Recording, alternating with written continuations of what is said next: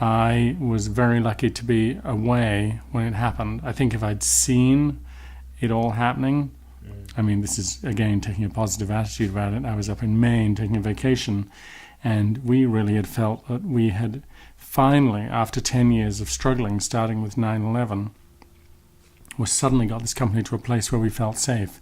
And this literally happened sort of last week, and my wife and I were on vacation, and we were sitting by a lake having dinner in the moonlight and saying to each other, my God, we finally got this company. This is the Thursday before Irene. We finally got this company to a place where we feel like we can manage it and we're excited about it.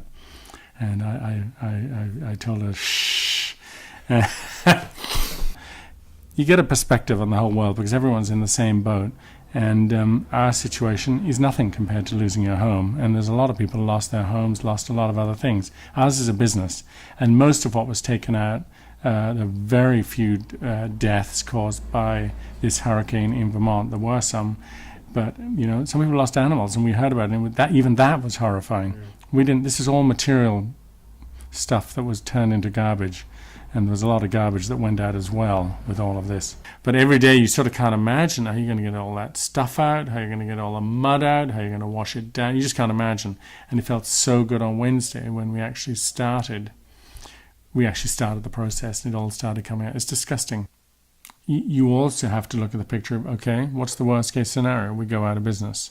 Would we actually like to go out of business? There's some people I've talked to and they said, this is my chance to get out of business. I'm just not going to do it. And I don't know whether they're taking the money and running or whatever they're doing, but they're getting out of it. Or would it be better to move? In the middle of it, I felt to myself, the only real way for everyone to appreciate this situation that our company is in and making this stuff by hand, and what a beautiful job is if we go out of business or we stop. And then we will really see what it's like not to have it. And a terrible thing to say, but I think that has been a big thing for all of us. It's like, okay, is this worth going back to and doing? And I think the odd thing is, I think if you ask a lot of people in this situation, they've actually been very energized. So, and I hate to say it, but, you know, my wife even said to me this morning, she said, I wonder why you were a bit bored before all this. And it's a terrible thing to say because this is a crisis, but and a disaster, but it has definitely motivated a lot of people.